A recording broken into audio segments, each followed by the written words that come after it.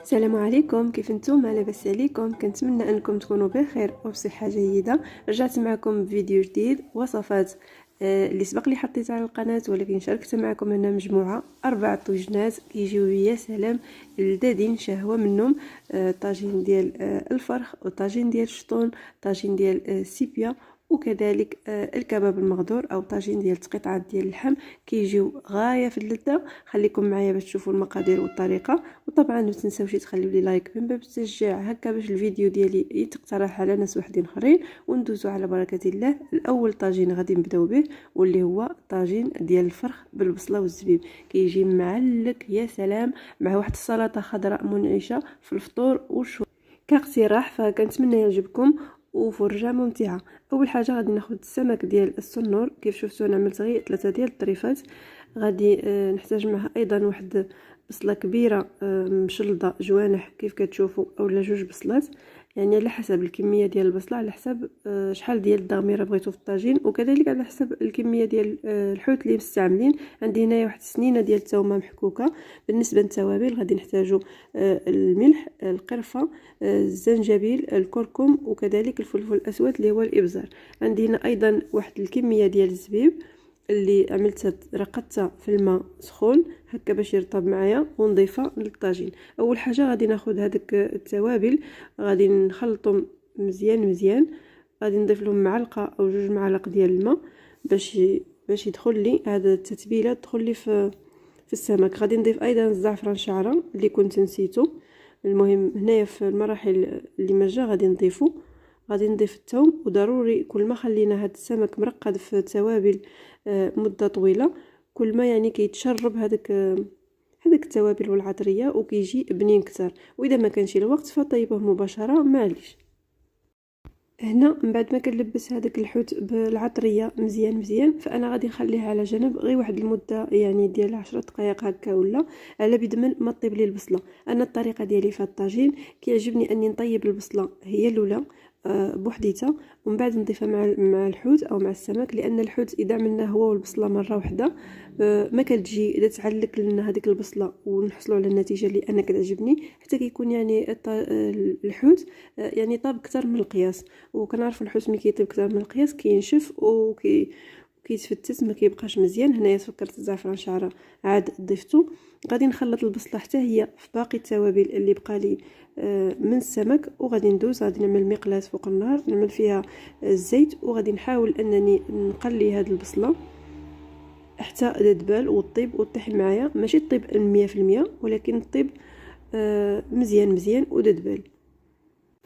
صافي هنايا كنحاول انني نشحرها طيب تقريبا ديك 70-80%، حتى ديك الزبيب كيدخل له الطياب وكيطلق الحلاوه ديالو. ما كنحتاجش اني نضيف العسل او السكر في هذا النوع من الطواجن، واخا غالبا الناس كيضيفوا يعني السكر في الطاجين ديال البصله والزبيب باش ديك البصله كتعسل وكيجي على طيبه الحلاوه. انا غير بهذه الطريقه والبصله كتخرج الحلاوه اللي فيها، وكذلك الزبيب، فكيجيني حلو وما كنضيفش السكر ولا العسل، كيبقى اختياري. صافي هنا من بعد ما دبلت هذيك البصله، فما كان يعني ما كنضيفش عليها الماء ولا شي حاجه، فقط شللت هذيك الاناء اللي كان فيه التوابل، وضفت تقريبا واحد 2 معالق حتى 3 المعالق د الماء، وغادي نبقى نشحر فيها حتى توصل يعني للقوام اللي انا بغيت. من بعد غادي ناخذ الطاجين اللي غادي نصب فيه الحوت. غادي نفرش طبقه ديال البصله، وغادي نضيف فوق منها السمك اللي كيكون ترقد واحد المده بسيطه، وكيف قلت لكم ممكن انكم ترقدوه مده طويله كيجي ألذ واحسن. صافي كنفرش طبقه كنعمل السمك، ومن بعد كنزيد من الفوق هذيك البصله اللي بقات، وكنضيف ايضا واحد الاضافه اللي هي اختياريه، كنضيف واحد الريطيقه ديال السمن من الفوق. ماشي كلشي كيضيفها، ماشي كلشي كتعجبو، ولكن حنا كتعجبنا في الطاجين كتجي كتضيف واحد البنه. صافي وكنخليه يطيب، ما كياخدش وقت، كيطيب بسرعه. بالنسبه للماء فكنضيف واحد 4 كاس، اولا مهم اقل من نصف كاس ديال الماء، غير شويه فقط باش ما يتحرقليش هذاك البصل اللي من تحت، لان ديجا قبل انا يعني دبلته ما باقيش فيه الماء اللي غادي يطلق الماء بزاف. وصافي هذا هو الشكل النهائي ديالو كيفاش كيجي.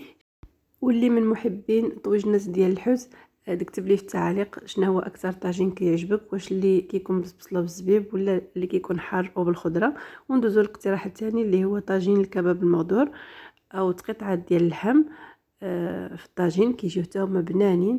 بالنسبه للتوابل كنعملو التوابل اللي كنعملوهم في المغارس، اللي بزار الخرقوم سكينجبير شويه كيكه التحميره شويه كيكه الكمون شويه د العطريه د اللحم اذا توفرت، ما توفرتش بلاش، وشويه د الملح.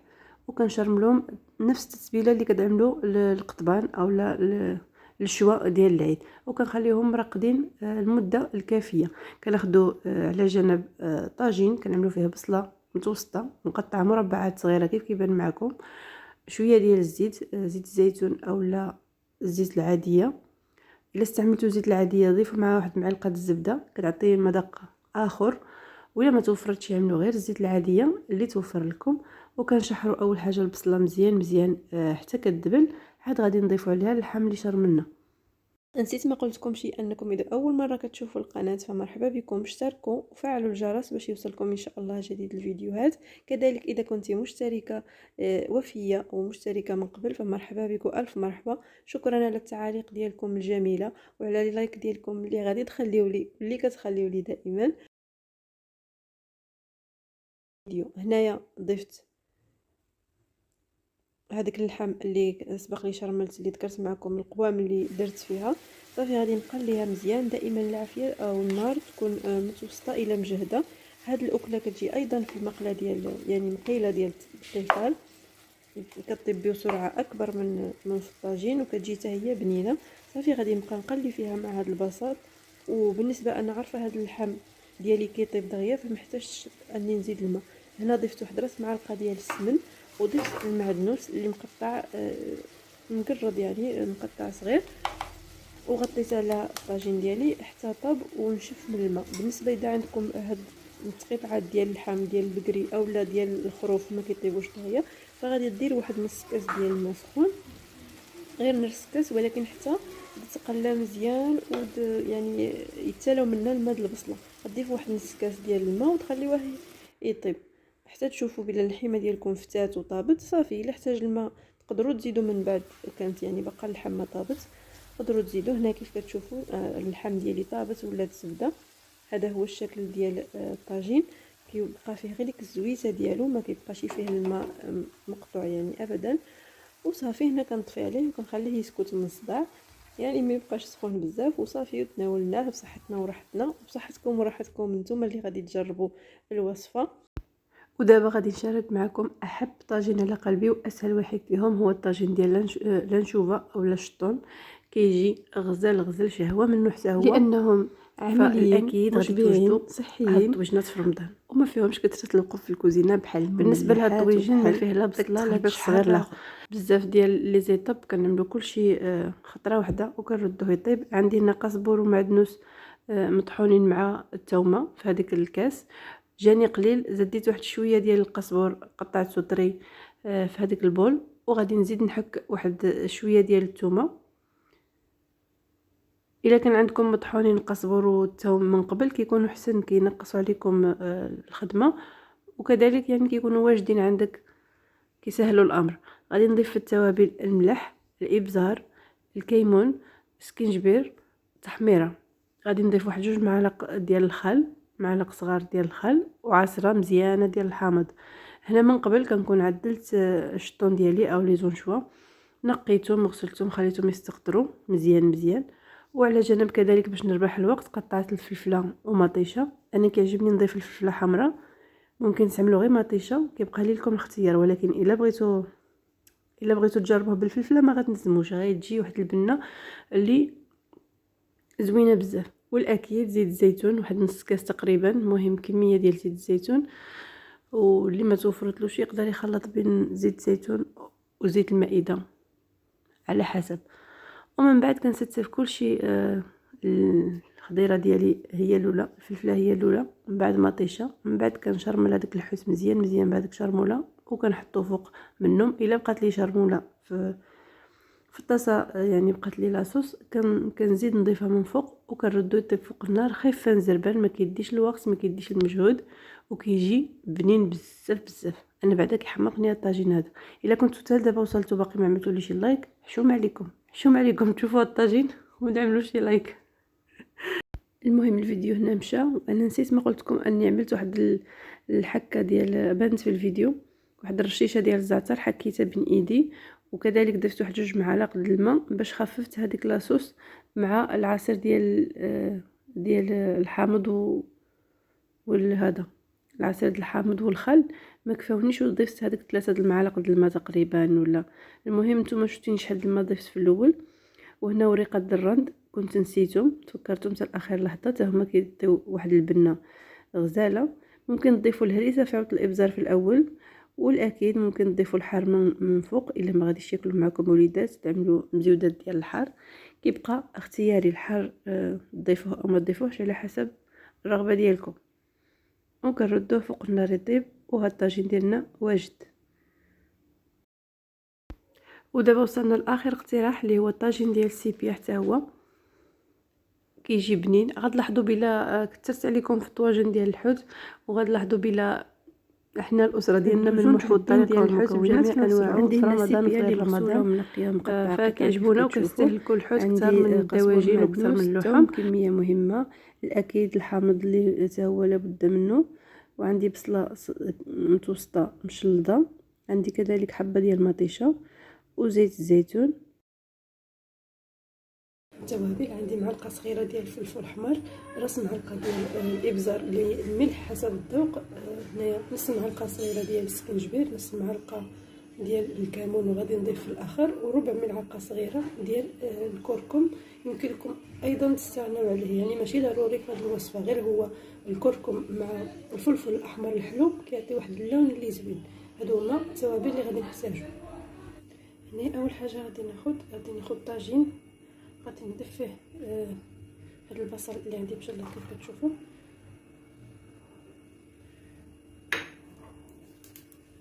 غادي نضيف زيت الزيتون وغادي نردو فوق النار يتشحر